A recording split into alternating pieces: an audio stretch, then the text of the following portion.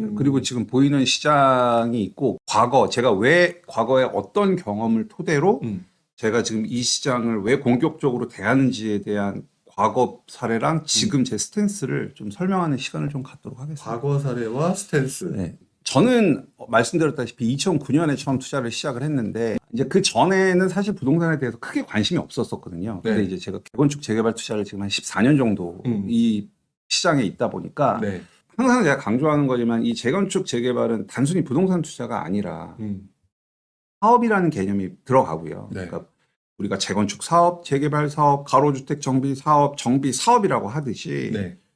이 사업이라는 개념이 더해진다는 거는 시청자분들께서 꼭 유념을 해주셨으면 좋겠어요. 그러니까 네. 결국 사업이라는 얘기는 망할 수도 있다는 얘기거든요. 그렇죠. 망할 수도 있다. 맞아요. 그러니까 제가 만약에 어떤 되게 좋은 전도 유망한 회사의 주식을 내가 거기 회사에 투자하고 싶으면 주식을 사는 거랑 똑같이 네. 재건축이 됐든 재개발이 됐든 주거 환경을 개선하는 그 사업에 내가 투자를 한다라고 생각하시는 마인드는 꼭 가지셨으면 좋겠고 제가 이 부분은 사실 너무너무 많이 강조를 드려가지고 이제 네. 여기다 하나 더하면 네. 물론 아파트 시장도 뭐 없지 않아 그런 게 있지만 이 정비 사업, 재개발 재건축 쪽은 이 정치적인 부분이랑 좀 뗄래야 뗄 수가 없더라고요. 제 경험상 보니까. 맞아요. 정치적인 부분이 분명히 들어가죠. 맞아요. 예, 그러니까 이제 뭐 보수가 잡냐, 음. 진보가 잡냐, 그다음에 주택 공급의 형태가 민간 주도로 갈 거냐, 네. 공공 주도로 갈 거냐. 이제 이런 주택 공급에 대한 스탠스에 따라서 이게 시장이 막 움직이는데 네. 제가 지금 공격적으로 좀 할 수 있었던 그 근거는 네. 이제 그 이명박 전 서울시장이 2002년도부터 2006년도까지 맞아요. 서울시장 한참 오래전 얘기네. 네. 20년 전 얘기. 뉴타운. 네, 20년 전 얘기 지금 하고 있는데 네. 그때 이제 이명박 서울시장이 당선이 되고 2002년에 당선되시고 2002년인가 1차 뉴타운을 발표를 했죠. 그렇죠. 그때가 왕십리 기름 은평 1차 뉴타운 발표하고 그다음에 이제 2003년 바로 다음에 2차 뉴타운을 발표하죠. 네. 지금 우리가 여러분들 너무나 잘 아시는 뭐 한남, 뭐 노량진, 그다음에 지금 그 유명한 마포레미안 푸르지오 아파트였던 아연. 뭐 이렇게 해서 발표를 했단 말이에요. 네. 2006년에. 그러면서 그때 이 재개발 빌라 시장이 굉장히 뜨거웠었거든요. 난리 났었어요 그때. 난리 진짜로. 났었어요. 네. 진짜 난리 났었거든요. 막 걷잡을 수 없이 오르다가 그러다가 이제 2006년에 오세훈 서울시장이 서울시장으로 부임을 했죠. 네. 네, 부임을 하면서 3차 뉴타운이 이제 이명박 서울시장의 그 서울시장 말이랑 오세훈 서울시장 초쯤에서 이제 3차 뉴타운이 그때 뭐 장위 뭐 이문 휘경 상계 맞아요. 흑석 막 그래갖고 막 3차가 그걸 외우다시피 하시네요. 그때 기억이 좀 나서 네. 그때 막 3차 뉴타운이 막 지정이 그러면서 이제 막 뛰어오르다가 그러다가 이제 그때 당시 이제 서울시장이 오세훈 서울시장이었고 그 다음에 이제 2008년에 이명박 대통령이 당선이 되죠. 그렇죠. 지금이 딱 윤석열 정부랑 오세훈 서울시장이듯이 네. 그때 딱 이명박 대통령의 오세훈 서울시장인 상태였는데 그러다가 이제 2008년에 리먼이 딱 터지죠. 그러면서 가격이 훅 떨어지기 시작을 해서 막 빌라 가격들도 막 던지는 것들이 나오다가 이게 급반전을 했던 걸로 기억해요. 2009년 중반인가 오래 가지 않았던 것 같아요. 그 하락이. 그러면서 2009년도부터 이제 강남 재건축을 중심으로 가격이 다시 반등을 하기 시작한단 말이죠. 네네. 그러면서 저는 그때 제가 이제 모 은행에 다녔었는데 여러분들 지금 오세훈 서울시장이 그 세운지구 개발하겠다라고 해서 많이 발표가 나잖아요. 네네. 그때 제가 모 은행에서 그게 2010년 봄이니까 지금으로부터 한 12년 전인데 그때 제가 그 세운지구에 지금이랑 똑같아요. 6개 블록에 프로젝트 파이낸싱 그 기업 대출을 해주는 예, 그 여신 심사 기획서를 제가 작성했거든요. 그때 그 세운 그 6개 블록을 네. 그러다가 이제 침체장이 오면서 다 엎어지고 그래서 제가 그 기억이 전 지금도 있어요. 그 2010년 초반이었거든요. 네. 지금 뭐 발표나는 거 보니까 그때나 지금이나 거의 뭐 모델은 비슷한 것 같은데 네. 그러면서 이제 2010년 초반 중반까지 막 가격이 막 올라갔단 말이에요. 네. 그 사례를 딱 놓고 보면 그러다가 이제 2010년 11년이었나 그때 이제 강남 보금자리 분양하고 맞아요. 막 이기 신도시 이제 막 입주하면서 이제 하락장으로 접어들었죠. 네네. 이게 그 과거의 사이클인데 그때 당시에 그 뜨거웠던 초입이 전 지금이라고 봐요.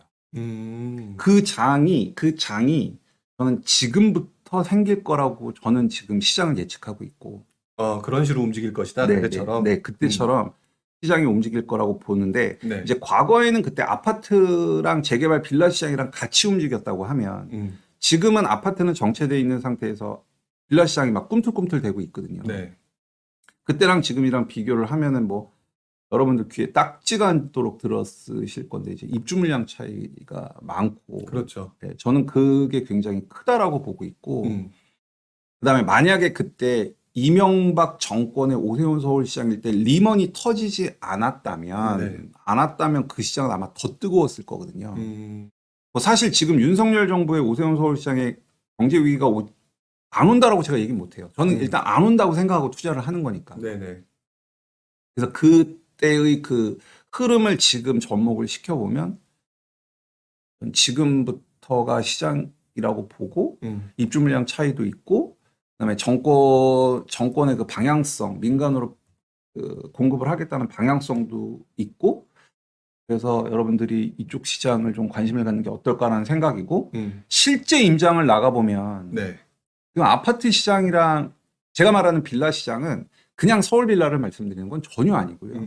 이게 정비 사업이 될 가능성이 있는 곳. 정비 사업이 될 곳. 예, 뭐 우리가 지금 흔히 말하는 신속통합계획이나 뭐 모아가 모아. 됐던 공공재개발이 됐던 정비사업 개발 가능성이 있는 곳을 말씀을 드리는 거고 그냥 네. 뭐 막 역전세나는 막 그런 빌라 그 시장 말씀드리는 거 아니니까 절대 여러분도 오해하시면 안 되고요. 그러니까 영상을 보시는 분들이 그냥 대충 내 기준으로 받아들이는 게 아니라 이 말씀을 정확히 무슨 네. 지역, 무슨 대상을 말씀을 하는 건지를 조금 기억을 좀 해주셨으면 좋겠어요. 네. 그래야 제대로 이해하실 수 있다는 생각이 들어요. 그렇다고 막 그냥 서울 가서 아무 빌라나 사셔서는 절대 안 되고 네네. 적어도 정비사업 개발 사업을 하기 위해서는 요건이 필요한 거고 그 요건에 대해서는 제가 지난 방송에 나와서 보는 방법이랑 알려드렸으니까 혹시 궁금하시면 다시 찾아보시면 될 것 같고 비주런 TV 영상에 나와서 그때 제가 GIS 로우라는 그 정비구역 지정 요건에 해당되는 그것도 다 알려드렸으니까 비주런 네. TV 시청하시면 될 것 같고 이 시장은 지금 너무너무 뜨거워요. 지금 진짜 너무너무 뜨거워요. 뭐 물건을 여러분들이 가서 뭐 이렇게 쉽게 살 수 있는 상황도 아니고 그 다음에 지금 지난주 금요일 날 신속통합계획 2차 공모 발표 났잖아요. 그렇죠. 네. 그러면서 이제 저 같은 경우는 아까 말씀드렸다시피 모아도 그렇고 신속통합계획 이번에 2차 뭐 내년에 3차 공모를 준비하는 구역에 좀 투자를 해놨단 말이에요. 네. 그러면은 거기 준비위원들이 지금 막 준비들을 하고 있을 거 아니에요. 네. 그거 보면은 와, 완전히 시장이 양분화돼 음. 있구나라는 거를 많이 느끼고 뭐 수강생분들도 그렇고 그러면 흥부님 이 빌라 시장이 계속 갈까요라는 질문들도 많이 하세요. 근데 네. 제 개인적인 기준으로는 이제 과거랑 지금 사례로 봤을 때 저는 개인적으로 서울 외곽지의 신축 전용 면적 8사 기준으로 이제 실거래가를 보면 한 장 한 15억 정도까지 찍었다가 네. 지금 좀 꺾여가지고 한 13억 정도 뭐 거래는 안 되지만 네이버 호가 보면 한 13억 중반 정도에 있는데 서울 외곽 기준입니다. 외곽. 그런데 저는 요게 10억까지는 이 개발 사업의 동력이 계속 유지가 될 것 같아요. 그러니까 아파트가 떨어진다 하더라도 네. 결국 10억 정도에 해당되는 그 빌라가 나중에 그 정도에 해당될 때까지 네네. 계속해서 유지가 되면서 그 빌라는 자체는 바닥에서 이거 밑에서 받쳐주고 있는 느낌이 좀 네. 강하다고 봐야겠네요. 그러니까 결과적으로 재개발이 됐던 정비 사업이 됐던 이게 추진이 되려면 네. 그러니까 지난 하락장에서는 모든 사업이 다 거의 중단되다시피 했는데 네네. 이 개발 사업이라는 게 계속 유지가 되려면 주변에 있는 아파트 가격이 어느 정도는 형성이 돼줘야 되는데 네. 저는 그거를 서울 외곽 전용 면적 8사 신축 기준으로 10억이라고 보고 있고 그러면은 최고가를 15억이라고 보고 10억이라고 보면 대략 33% 정도 떨어진 가격이 되니까 네네. 뭐 요즘에 그 하락론자들 나오셔가지고 30% 정도는 하락할 수 있다라고 얘기를 하고 있잖아요. 그렇죠. 30% 정도는 하락할 수 있다고 저는 개인적으로 동의하지 않지만 음. 그분들 말씀대로 한 30% 정도 하락한다 손 치더라도 네. 이 개발 가능성이 있는 빌라 지역의 가격이나 사업 추진은 정상적으로 갈 거라는 게 제 판단입니다.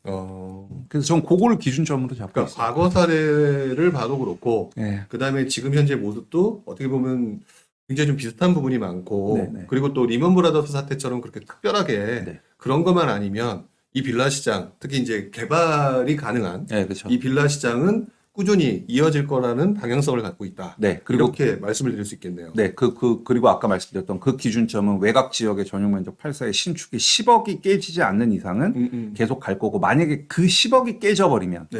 그러니까 즉 최고점 대비 30% 이상 떨어져 버리면 이 시장도 간다는 보장은 없는데, 저는 그 10억 정도만 지켜주면 이 시장은 계속 갈 거라고 보고 있고, 저는 그렇기 때문에 지금 이쪽에 관심을 갖고 있고 투자를 하고 있죠.